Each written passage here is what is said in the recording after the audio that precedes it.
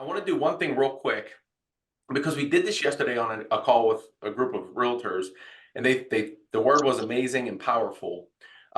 Just either in the chat or just on your window, by show of hands, how many people have buyers that are like, I'm just going to wait until rates drop before I buy? Does anybody have a customer like that right now? So I want to give you a share here. And Corey, can I get a share, please? Go for it now. Okay, thank you. So we can put these together for you. Scott, Corey Ward and I can put these together for you in a heartbeat. Can you see where it says hi? And this is Agent Academy Modular. How much waiting will cost you? Can you all see that? So on this one, I did a $300,000 purchase in Canonsburg. And if they wait 6 months, it costs them $14,000. That's a pay raise, right? So how much of a pay raise do you need to get to make 14 grand in 6 months, right? And if they wait a year, it's 16,000. And here's how it worked. The home appreciated by $12,870 in a year. That's using the forecasted rate of appreciation of about 4% in Canonsburg, right? We know home prices aren't coming down because of supply and demand. The amortization piece of this, the $3,400, every time you make a principal and interest payment on your mortgage, that principal payment is a forced savings account that you're saving for yourself. And so when you put those two together, they just lost 16 grand by waiting a year. Does that make sense? Can everybody see that? So, and we have a couple other things that we can do as well for your clients that are just like, hey, I don't think now's a good time to buy. And we'll walk them through why right now is the best time to buy. And when you look at the data and take the emotion out of it, anytime you buy a house between Thanksgiving and spring, right? Because we know buyers lay up, buyer agents lay up, people go, I'm just going to wait till the weather breaks. If you look at the numbers, you end up getting 97% of the purchase price. So if a home's listed for $100,000, you end up buying it for $97,000. If you wait outside of that window, and especially during the summertime, it's 105%, right? So you just got an $8,000 discount on a $100,000 property. $200,000 property, it's a $16,000 discount, right? And you got one shot to get a great purchase price on the house. Now, we know from what the Fed said about cutting rates, we know this year is an election year. Nobody has a crystal ball that can say with certainty that rates are going to drop this year.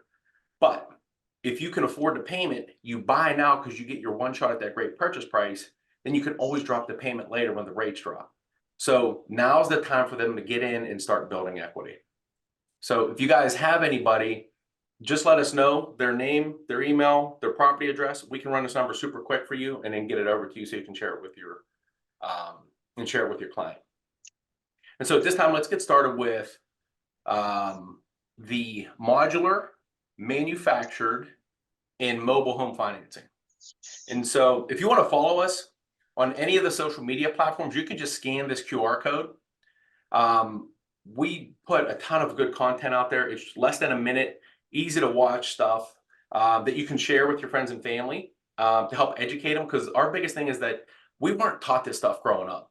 And over the past 20 years, as we've learned it, we've realized the urgency of having these conversations with people so that they understand that now's the time to buy. And I'm back in the originator seat. So I'm now talking to your clients. I'm the one that's sitting there taking a loan application. So is Corey Ward. So is Scott Cooper. And as I'm talking to people, just the other day, I'm talking to a customer. He's going to pull money out of his retirement account because he said he wants to put 20% down. And I'm like, hey, can we pause for a second? Why are you so motivated to put 20% down? And he's like, well, Jeff, I don't want to pay a PMI.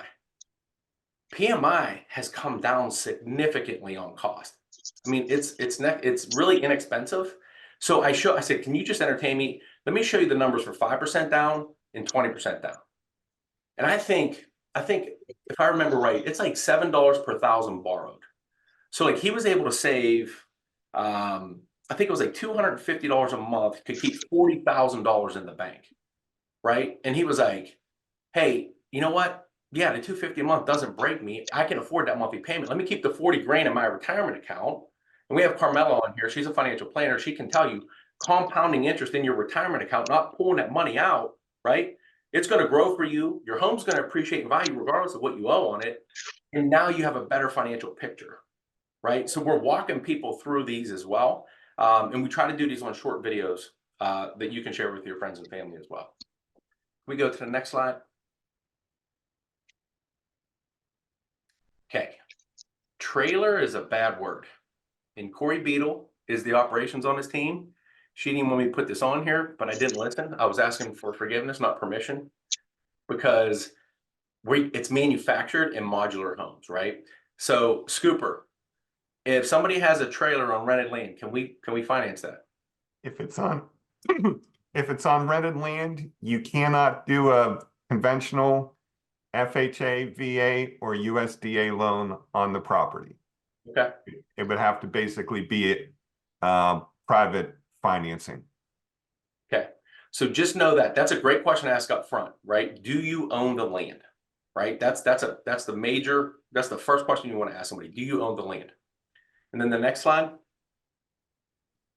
So manufactured and modular homes, right? And these terms get twisted up all the time, and they get twisted up even on the MLS, right? So we've had customers looking at properties, and I'll call the listing agent, and I'm praying that this listing agent understands the property and knows everything about this property, because that matters if it's a manufactured or modular home. Otherwise, we got to dig in and get our homework, and we're going to walk you through what that looks like here. But on a manufactured home, which is a mobile home like a double wide or a triple wide, those sections are transported to the construction site on wheels, right? So they're coming on their own wheels on that steel frame, right? Does everyone know that? We good? Okay. These homes, they can be moved to a different location. They need to be set on a permanent foundation, such as block piers or an Oliver system. And they're built on metal frames that come in one or two sections. So oftentimes when we see a listing, I'm looking at the photos to see if we can look up underneath if it has a basement, to see if there's a metal frame, right? To be able to tell if it's a manufactured home. Modular homes, and is anybody here, like Michelle, we talked to a modular builder the other day out of Lawrenceville, right? I was really impressed with that. I don't know that I ever met a modular builder before, but his base model is $150,000, right? For a modular. And then he said to build it is like, put it up is like $50,000 or $60,000.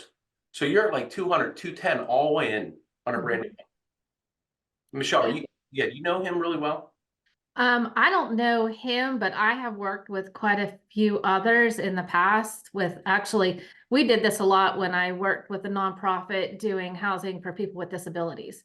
We had a builder who custom designed a home, and we had him working with an architect with their actual builder, which was, I don't remember where, somewhere in northern Pennsylvania. But it's amazing what they can crank out and for the cost that they can do it at.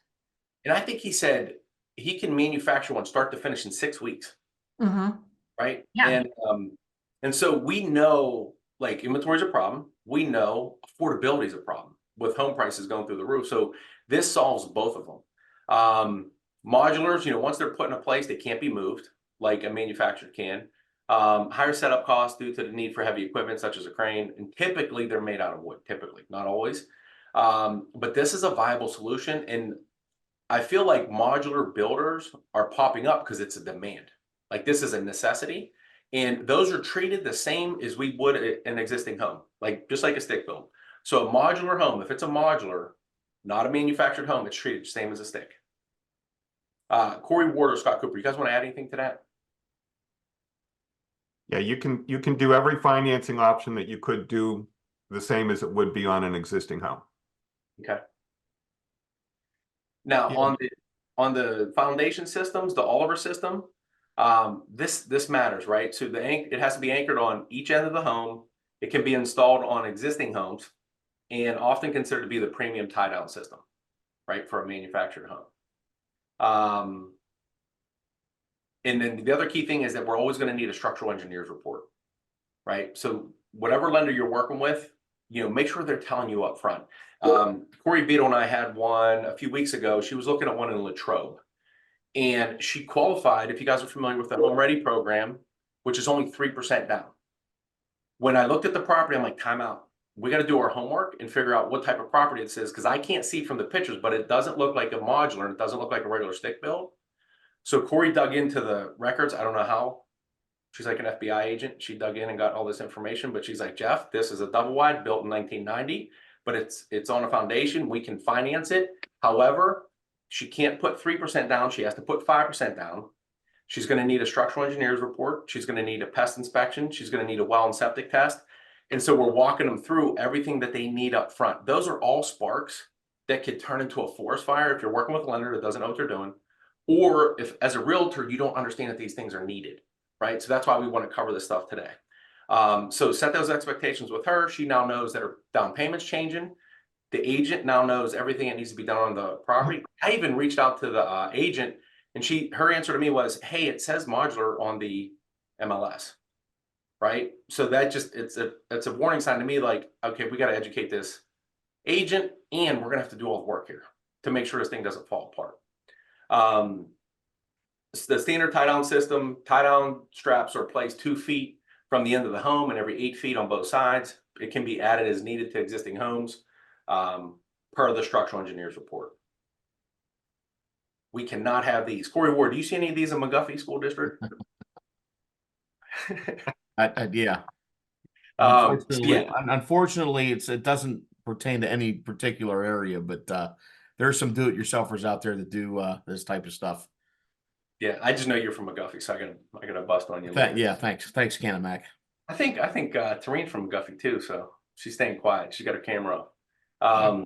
McGuffey right here. We don't engage with Canamacs people. Okay, you got McGuffey and Candy Mac over there, Hayes. All my kids go to McGuffey, play football for McGuffey. Yeah, way to go, Jeff. I'm a sharp. What's that? No, I was talking about Jeff Lagoni. He's talking. I'll see Hayes tomorrow morning. He'll get me then. But yeah, those are out. So we have to have a good foundation. And then these are great questions for you as a realtor up front to ask. How was the home delivered, right? If the home was delivered on its wheels, it's a manufactured home. If it was brought in on a trailer, it's a modular, right? And we can treat that the same as a stick. Here's the thing about the manufactured homes. Once it's set in place, it can't be moved. Like if they take that manufactured home and they place it on the original foundation, it's moved from there, it disqualifies it from being financed. So what disqualifies manufactured home? The home has been moved from its original placement, right? So once it's set, it's got to stay there. If the home was manufactured before 1976. So again, the other day we had a client going to put an offer on a house. I pull up the listing, I look at it, I'm like, wow. I said, Corey, this looks like a mobile home, manufactured home. She looks it up, can't do it. It was built in 1972, right? So meet the customer. I save the customer and the agent a trip looking at the property because they can't get finance for it. And if you can get finance, it's going to be a higher rate and it's going to be a private loan, like Scott Cooper was saying earlier. Manufactured before 76, then inadequate structural tie downs. The HUD tags, the data plate. So this is all the information. And Corey Beadle, do you want to speak to this? Because this is her lane.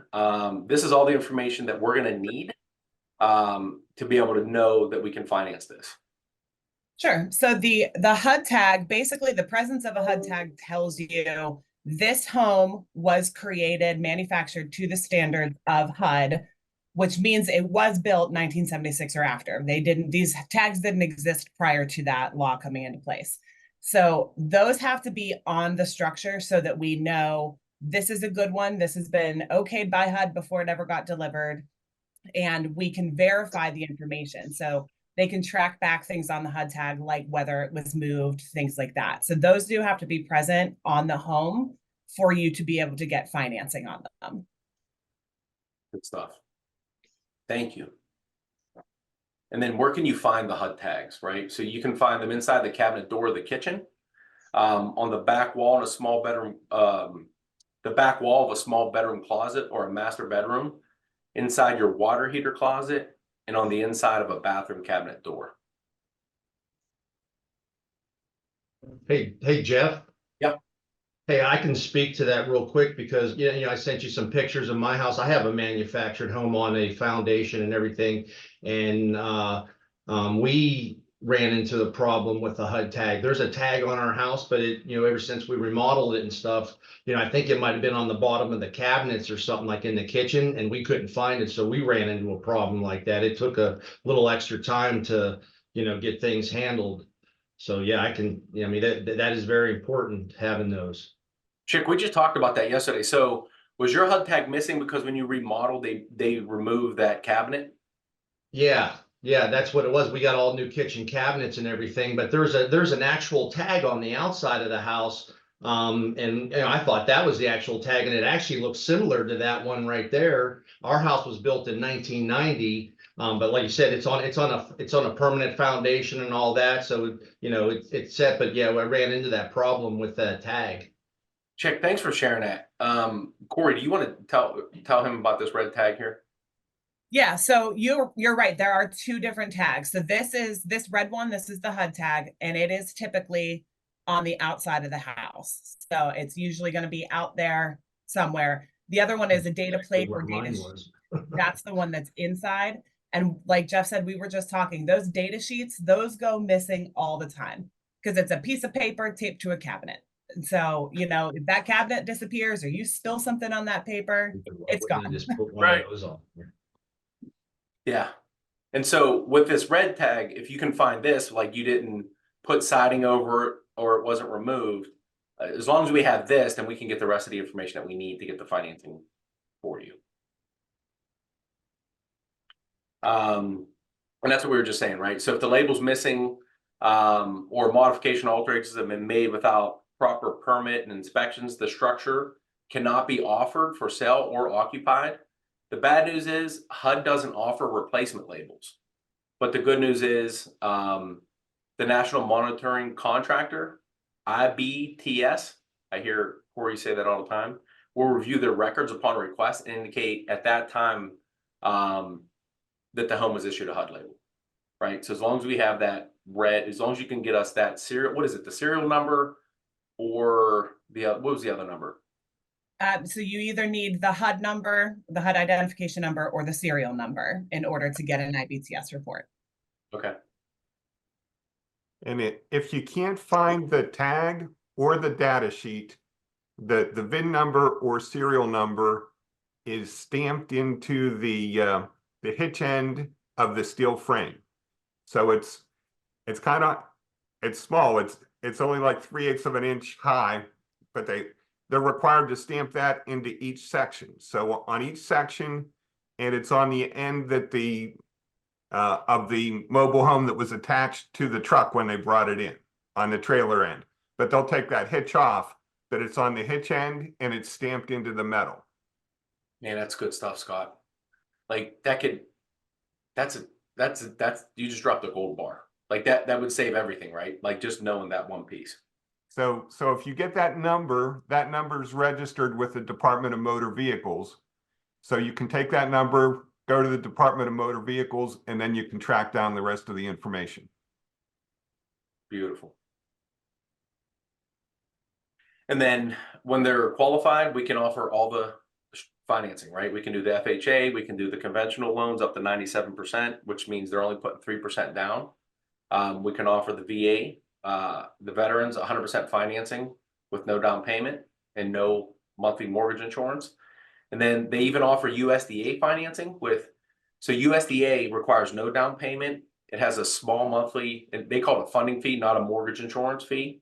But as long as it was built after 2006, we can do USDA on it as well.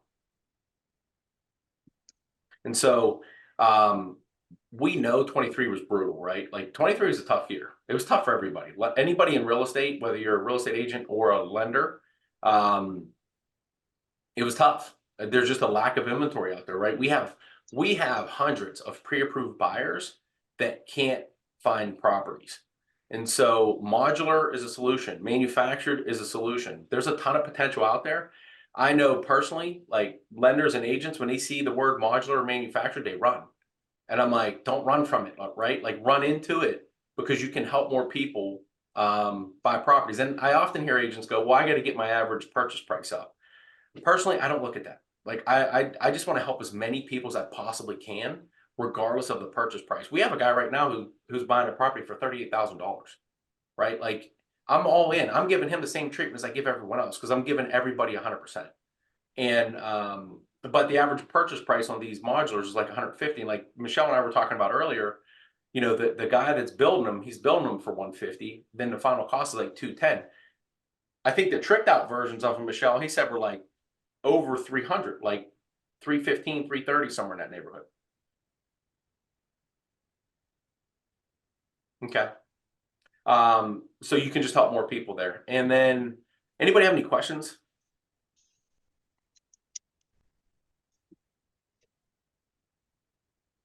Anybody have any pain points with business right now or need help with anything? And I know we're in a bigger group, so that's kind of an intimate question. But if you do, just reach out to me, right? We can set a one-on-one.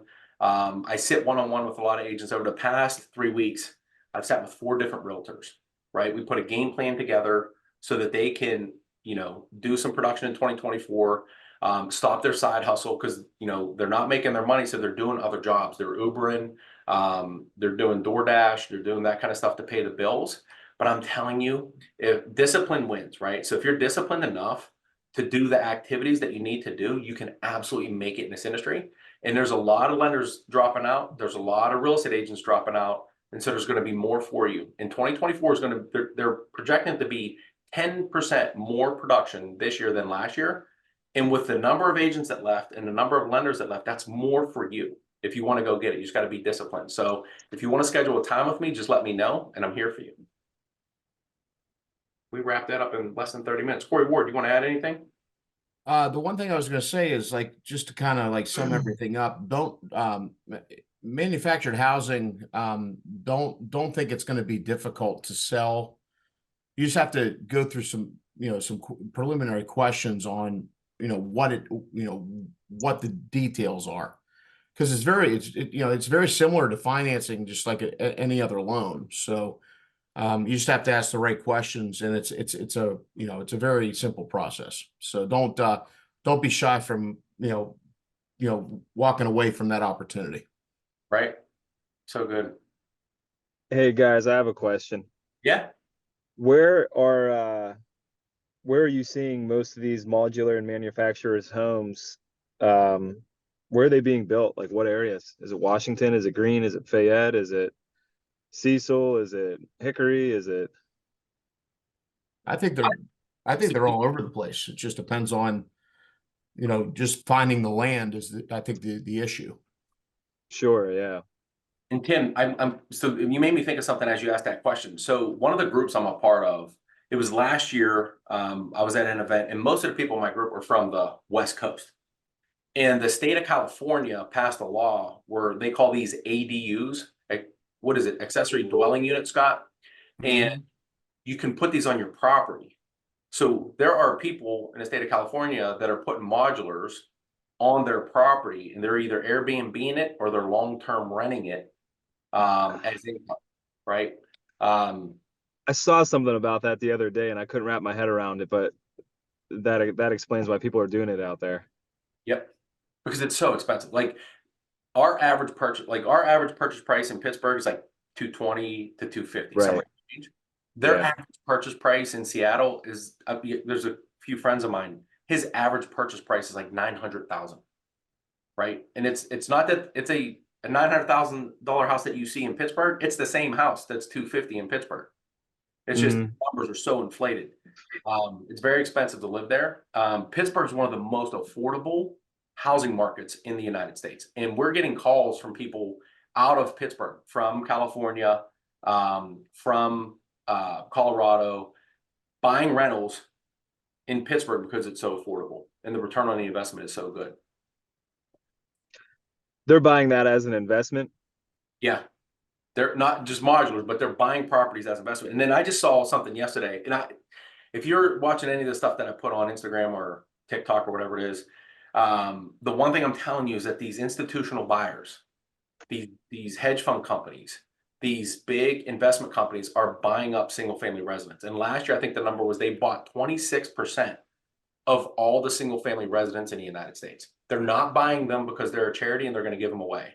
They're buying them because they're going to raise the rents, right? So rents are going to get really high, right? It's going to become unaffordable. And it's going to get to a point where you're going to have to room with somebody to afford your housing payment. That's why in my heart, I keep telling my friends and my family, especially my family that doesn't own, like you need to own sooner rather than later so that you have a fixed payment that you know is Right. affordable. And just to paint that picture, like if you think about my mom bought her house in 1970 for $8,000, right? And I think her monthly payment was $56 a month, right? Right. Her home today is worth $180,000, right? Mhm. It's the same house.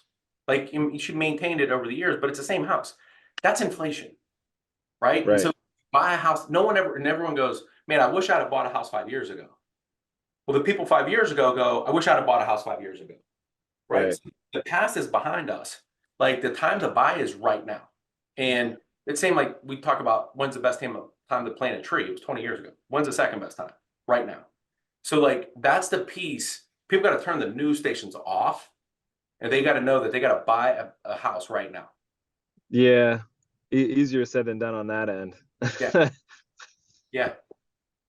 Yeah, I think Okay. I saw there was a piece that came out. I can't remember where it was from. Might have been Mortgage Beck's MBS Highway that said since 1942, in a 10-year span, there's only been one 10-year span where owning a house wasn't profitable. So that's another thing, talking point you can have with your buyers. I mean, you know, everybody wonders when's the best time to buy a house, but I mean, you know, it's almost like timing the stock market. I mean, you know, you're paying somebody else's mortgage or you pay your own. Like you invest in your own future or you invest in somebody else's future when you're talking about owning or renting. So, you know, it's a big step, but I mean, it's a talking point to have with them because the longer you wait, you cost yourself equity in your house, equity appreciation. So, Yeah, challenges that I'm seeing, at least with some of the buyers and the demographic that I'm noticing, is if you're under 30, you kind of have unrealistic expectations in a house. A lot of it, I think, has to deal with possibly being like a first-time home buyer, but they just kind of expect like, well, if I'm going to pay this much, I should get this, and it's kind of like you're getting a house. I mean, like that is what you're getting, you know. That's So where there's a manufactured can help out. Right. yeah, So for yeah, the good same point. price, I guess so. yeah, they can get that new because they want everything new. well, they Right. also want a $300,000 job out of college too. So, Yeah, that yeah, too. Hey, Jeff or Corey, how much increase will a manufactured house have over a normal house? Well, the modular that Michelle's talking about, it's going to increase in value the same as a stick build would. And the average appreciation rate in Pittsburgh is around 4%. And Tim, to your point, like I'm talking to a first-time home buyer right now. He's a single dad. And it's just last night, we talked for about an hour. And he said, I'm not finding the houses in the location that I want. And I said, well, talk to me. Like, what does that mean to you? I said, how old's your son? He goes, my son's a year and 2 months old. And I want to be in a good school district. And his budget is lower because he's under 30, right? And I said, how about this? Think about this. Why not buy the house in the location that is not the one that you want for now, put minimum down, live in it for a year or two, right? And then go buy the one you want. Rent this one out. Now you got mailbox money coming in, you got cash flow coming. Look at this one as you're buying it as a rental. That's the rental hack, right? Sometimes millennials will come out and go, I want to buy my dream house first. They go get it and then like, oh, I want to own real estate. Well, now you got to put 20 to 25% down. Right. You buy your first one that's not perfect, put the minimum down, fix it up over time, whether it's a year or 3 years. Once it's fixed, rent that out, go buy the one you want, and who knows, rinse and repeat that 3 or 4 times. And then when you get to the house that is your dream home, you now got 4 rentals where you just put all the minimum down payments on, and you didn't have to go put 20% down on all of these. Right. So and then when I said that to him, he goes, wow, that makes sense. And I'm like, right. So, but the main thing is that first one is the critical one. That's the first domino. You got to get in the game. Like the first part is you got to get in the game the first time. And so get in the game. Maybe it's not your dream home. It shouldn't even be your dream home. You should be buying a fixer upper. You should be buying one. You should buy low. Yeah. So your Yeah. first one, the millennials have to we have to help educate them and reset their expectations, because they're seeing these influencers on TikTok living in these mansions, and that's not it. That's not where we're at, right? You got to work your way. It's Most of them want a helicopter to drop them off at the top of the mountain, and you have to climb the mountain, right. right? Yeah. I mean, we're closing, what's today, Wednesday? We're closing tomorrow. But I mean, throughout the entire process, it was like trying to win an argument with an idiot. Yeah. Yeah, like it didn't go anywhere. You kind of had to evaluate, like, all right, well, how do I navigate these waters? And eventually it was just kind of like, just exercised a lot of patience. Right. Yeah. Patience. And the home inspection is another thing that you really have to be careful with too, because when they get the home inspection, they think, they see all that stuff in it and they think, oh my God, what am I buying? Meanwhile, That it's was like, a huge, yeah, I that can was a only huge imagine. problem. His home inspection came back like pretty good. And he was nervous about it because by the looks of it, it was overwhelming on paper. And I'm like, dude, these are like electrical outlets. I'll change these for you. You know what I mean? Like, this I'm not is buying the house. There's a bird's nest in the dryer vent. Yeah, right. And Exactly. That's part of our job of setting that expectation, right? Because when somebody goes to get their home inspection, I'm like, look, a brand new build will have defects. So this home inspector is going to go through there and tell you everything that's wrong with this. Home inspectors sometimes are dramatic. You got to take this with a grain of salt, right? There's no perfect home out there. And we've had buyers like that they get the home inspection, they keep going, no, no, no, no. And I'm like, you're never going to buy a house. Like, there's no perfect home out there. Even a brand new build is not perfect. Thanks for joining us. Hopefully this helps you. If you have any questions, we're here for you. And if you want to book a time and get a game plan together to do well in 2024, I'm here for you, okay?